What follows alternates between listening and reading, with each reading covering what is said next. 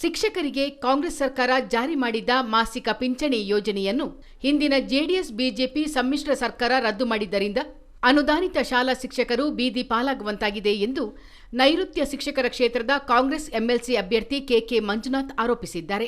ಮಡಿಕೇರಿಯಲ್ಲಿ ಮಾಧ್ಯಮಗೋಷ್ಠಿಯಲ್ಲಿ ಮಾತನಾಡಿದ ಅವರು, ಸಂಕಷ್ಟದಲ್ಲಿರುವ ಶಿಕ್ಷಕರಿಗೆ ಸೌಲಭ್ಯ ಒದಗಿಸಲು ಕಾಂಗ್ರೆಸ್ ಸರ್ಕಾರ ನಿರ್ಧರಿಸಿದ್ದು, ತಾನು ಗೆದ್ದು ಬಂದರೆ ಅನುದಾನ ರಹಿತ ಶಾಲಾ ಶಿಕ್ಷಕರಿಗೆ ಉಚಿತ ವಿಮಾ ಸೌಲಭ್ಯಕ್ಕಾಗಿ ಪ್ರಯತ್ನಿಸುವುದಾಗಿ ಹೇಳಿದರು.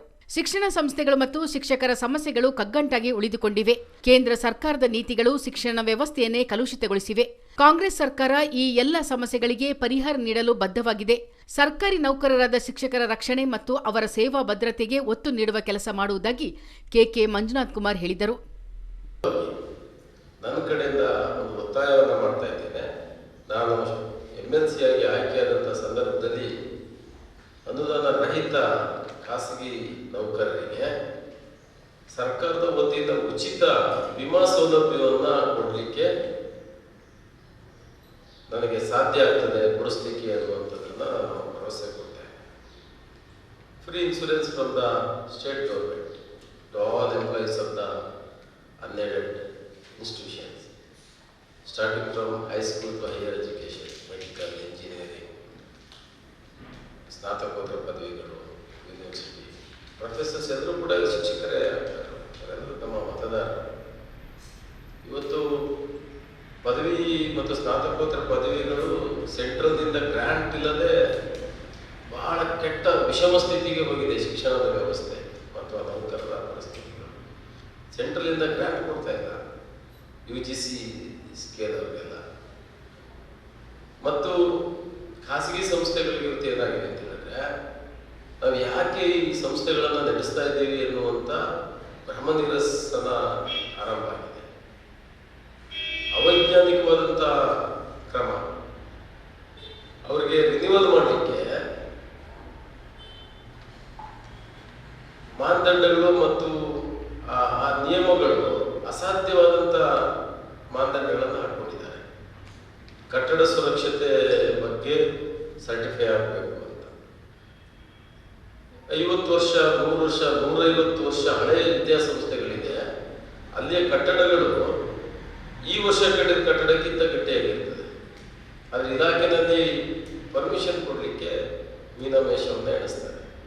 ಕಟ್ಟಡ ಸುರಕ್ಷತೆ ಬಗ್ಗೆ ಸರ್ಟಿಫಿಕೇಟ್ ಕೊಡಬೇಕು, ಅಗ್ನಿ ಸುರಕ್ಷತೆ ಬಗ್ಗೆ ಅವರು ಇನ್ವೆಸ್ಟ್ ಮಾಡಬೇಕು, ಲಕ್ಷಾಂತರ ರೂಪಾಯಿ ಇನ್ವೆಸ್ಟ್ ಮಾಡಬೇಕು. ಖಾಸಗಿ ಸಂಸ್ಥೆಗಳು ಎಷ್ಟೋ ಇನ್ವೆಸ್ಟ್ ಮಾಡೋ ಪರಿಸ್ಥಿತಿ ಇರೋದಿಲ್ಲ, ಅದು ಅಸಾಧ್ಯವಾಗಿರುವಂಥದ್ದು. ಮತ್ತು ಲ್ಯಾಂಡ್ ಕನ್ವರ್ಷನ್ ಕಡ್ಡಾಯವಾಗಿ ಶಿಕ್ಷಣ ಉದ್ದೇಶಕ್ಕೆ ಅಥವಾ ಕಮರ್ಷಿಯಲ್ ಉದ್ದೇಶಕ್ಕೆ ಕನ್ವರ್ಷನ್ ಆಗಬೇಕು ಅನ್ನುವಂಥ ಒಂದು ಕಂಡೀಷನ್. ಲ್ಯಾಂಡ್ ಟೆನ್ಯೂರ್ ಪರಿಸ್ಥಿತಿಯಲ್ಲಿ ಒಂದು ರೆವಿನ್ಯೂ ಇಲಾಖೆನೇ ಗೊಂದಲದಲ್ಲಿರುವಂಥ ಪರಿಸ್ಥಿತಿಯಲ್ಲಿ ಲ್ಯಾಂಡ್ ಕನ್ವರ್ಷನ್ ಆಗ್ತಾನೆ ಇಲ್ಲ, ಅಪ್ಲೈ ಮಾಡೋದು. ಇಂಥವುಗಳನ್ನು ಸಡಿಲಗೊಳಿಸಲಿಕ್ಕೆ ನನ್ನ ಉದ್ದೇಶ ಇದೆ. ಮತ್ತು ಕೋರ್ಟ್ ಆದೇಶವೂ ಕೂಡ 2019ಕ್ಕಿಂತ ಹಿಂದೆ ಆರಂಭವಾದಂತಹ ಸಂಸ್ಥೆಗಳಿಗೆ ವಿನಾಯಿತಿ ಕೊಡಬೇಕು ಅನ್ನುವಂಥ ಕೋರ್ಟ್ ತೀರ್ಪಿದೆ ಅಂತೇಳಿ ಕಂಡು ಬಂದಿದೆ. ಅದನ್ನು ಜಾರಿಗೊಳಿಸುವಂಥ ಜವಾಬ್ದಾರಿಕೆಯನ್ನು ನಾನು ಹೊರ್ತೇನೆ. ಕೊಡಗು ಕಾಂಗ್ರೆಸ್ ಪ್ರಚಾರ ಸಮಿತಿ ಅಧ್ಯಕ್ಷ ಟಿಪಿ ರಮೇಶ್ ಮಾತನಾಡಿ, ಕೊಡಗು ಸೇರಿದಂತೆ ಮಂಗಳೂರು, ಉಡುಪಿ, ಚಿಕ್ಕಮಗಳೂರು ಮತ್ತು ದಾವಣಗೆರೆಯ ಪಾರ್ಶ್ವಭಾಗ ಒಳಪಡುವ ನೈಋತ್ಯ ಶಿಕ್ಷಕರ ಕ್ಷೇತ್ರವು ಅತ್ಯಂತ ದೊಡ್ಡ ಕ್ಷೇತ್ರವಾಗಿದ್ದು, ಸುಮಾರು 19,000ಕ್ಕೂ ಹೆಚ್ಚು ಮತದಾರರಿದ್ದಾರೆ ಎಂದರು. ಕೊಡಗಿನಲ್ಲಿ 1,500ಕ್ಕೂ ಅಧಿಕ ಮತದಾರರಿದ್ದು, ಪ್ರೌಢ, ಪದವಿ ಪೂರ್ವ, ಪದವಿ ಮತ್ತು ಉನ್ನತ ಶಿಕ್ಷಣ ಸಂಸ್ಥೆಗಳ ಪ್ರಾಧ್ಯಾಪಕರು ಮತದ ಹಕ್ಕು ಹೊಂದಿರುತ್ತಾರೆ. ಕೆಕೆ ಮಂಜುನಾಥ್ 3ನೇ ಬಾರಿಗೆ ಸ್ಪರ್ಧಿಸುತ್ತಿದ್ದು, ಅನುಭವ, ಮತದಾರರ ಪರಿಚಯ ಇರುವುದರಿಂದ ಹಾಗೂ ಕ್ಷೇತ್ರದಲ್ಲಿ 15 ಮಂದಿ ಶಾಸಕರ ಬೆಂಬಲವಿರುವುದರಿಂದ ಮಂಜುನಾಥ್ ಗೆಲುವಿನತ್ತ ಹೆಜ್ಜೆ ಇಟ್ಟಿದ್ದಾರೆ ಎಂದು ಟಿಪಿ ರಮೇಶ್ ಹೇಳಿದರು. ಕೊಡಗಿನ 2 ಕ್ಷೇತ್ರಗಳಲ್ಲೂ ಕಾಂಗ್ರೆಸ್ ಶಾಸಕರಿದ್ದಾರೆ. ಇದಲ್ಲದೆ ಜಿಲ್ಲಾ ಮತ್ತು ಬ್ಲಾಕ್ ಮುಖಂಡರು ಚುನಾವಣೆ ಎದುರಿಸಲು ಸಜ್ಜಾಗಿದ್ದಾರೆ. ಲೋಕಸಭಾ ಚುನಾವಣೆ ಕಳೆದ ತಕ್ಷಣ ಶಿಕ್ಷಕರ ಕ್ಷೇತ್ರಕ್ಕೆ ಚುನಾವಣೆ ನಡೆಯಲಿದೆ. ಪರಿಷತ್ನಲ್ಲಿ ಶಿಕ್ಷಕರ ಧ್ವನಿಯಾಗಿ ಕೆಲಸ ಮಾಡಲು ಕೆಕೆ ಮಂಜುನಾಥ್ ಕುಮಾರ್ ಅವರ ಅನುಭವವೇ ಸಾಕು ಎಂದು ಟಿಪಿ ರಮೇಶ್ ಹೇಳಿದರು. ನಮ್ಮ ಶಾಸಕರಿದ್ದಾರೆ, ಇಲ್ಲಿವರೆಗೆ ನಮಗೆ ದೊಡ್ಡ ಕೊರತೆ ಇದೆ. ಪಕ್ಷದ ಜಿಲ್ಲಾ ಅಧ್ಯಕ್ಷರು, ಬ್ಲಾಕ್ ಮತ್ತು ವಲಯ ಕಾಂಗ್ರೆಸ್ ಅಧ್ಯಕ್ಷರುಗಳ ಸಾನ್ನಿಧ್ಯದಲ್ಲಿ ಈ ಚುನಾವಣೆಯನ್ನು ಎದುರಿಸಲಿಕ್ಕೆ ಪಕ್ಷ ಕೂಡ ತಯಾರಾಗ್ತಾ ಇದೆ. ಈಗ ಲೋಕಸಭಾ ಚುನಾವಣೆ ಕಳೆದ ಕೂಡಲೇ ಇವರು ಚುನಾವಣೆ ಆರಂಭ ಆಗ್ತದೆ. ಅವರೆಲ್ಲ ಕ್ಷೇತ್ರ ವ್ಯಾಪ್ತಿಯಲ್ಲಿ ಹೋಗಿ ತಿರುಗಾಡಿ ಕೆಲಸ ಕಾರ್ಯಗಳನ್ನು ಮಾಡಿಕೊಂಡು ಅದರ ಪೂರ್ವ ಸಿದ್ಧತೆ ಕೆಲಸಗಳಿಗಾಗಿ ಇವತ್ತು ಎಲ್ಲ ಜಿಲ್ಲೆಗಳನ್ನು ತಿಳ್ಕೊಂಡು ಬಂದು ಎಲ್ಲ ಕಡೆ ಕೆಲಸ ಕಾರ್ಯಗಳನ್ನು ಮಾಡ್ತಾ ಇದ್ದಾರೆ. ಬಹುಶಃ ಈ ಲೋಕಸಭಾ ಚುನಾವಣೆ ಕಳೆದ ಕೂಡಲೇ ಈ ಒಂದು ನೈಋತ್ಯ ಶಿಕ್ಷಕರ ಕ್ಷೇತ್ರದ ಚುನಾವಣೆ ನಡೀತಾ ಇರೋದ್ರಿಂದ ಆ ಚುನಾವಣೆಯಲ್ಲಿ ಪಕ್ಷದ ಎಲ್ಲ ಕಾರ್ಯಕರ್ತರು ನಾಯಕರು ಒಟ್ಟಾಗಿ ಹಿಡಿದು ಮಂಜುನಾಥ್ರವರನ್ನು ಗೆಲ್ಲಿಸ್ತಕ್ಕಂಥ ಒಂದು ಪ್ರಯತ್ನಕ್ಕೆ ಈ ಸಾರಿ ಎಲ್ಲರೂ ಕೈ ಕೆಲಸ ಹಾಕೊಂಡು ಮಾಡ್ತಾರೆ ಅಂತಕ್ಕಂಥದ್ದು ಭಾಳ ಮುಖ್ಯ.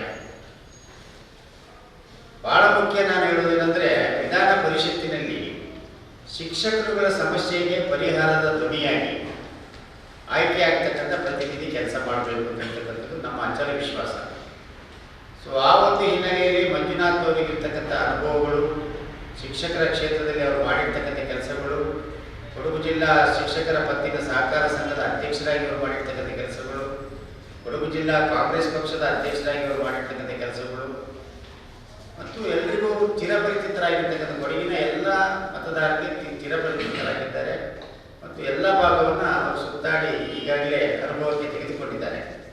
ಹಾಗಾಗಿ ಗೆಲುವಿನ ಹತ್ತಿರಕ್ಕೆ ನಾವಿವತ್ತು ಇದ್ದೇವೆ ಅಂತ ಹೇಳ್ತಕ್ಕಂಥ ಅಚಲವಾದ ನಂಬಿಕೆ ನಮಗೂ ಕೂಡ ಇದೆ. ಗೋಷ್ಠಿಯಲ್ಲಿ ಕಾಂಗ್ರೆಸ್ ಮಡಿಕೇರಿ ನಗರಾಧ್ಯಕ್ಷ ರಾಜೇಶ್ ಯಲ್ಲಪ್ಪ, ಮುಖಂಡರಾದ ಸದಾ ಮುದ್ದಪ್ಪ ಮತ್ತು ರೇವತಿ ರಮೇಶ್ ಹಾಜರಿದ್ದರು.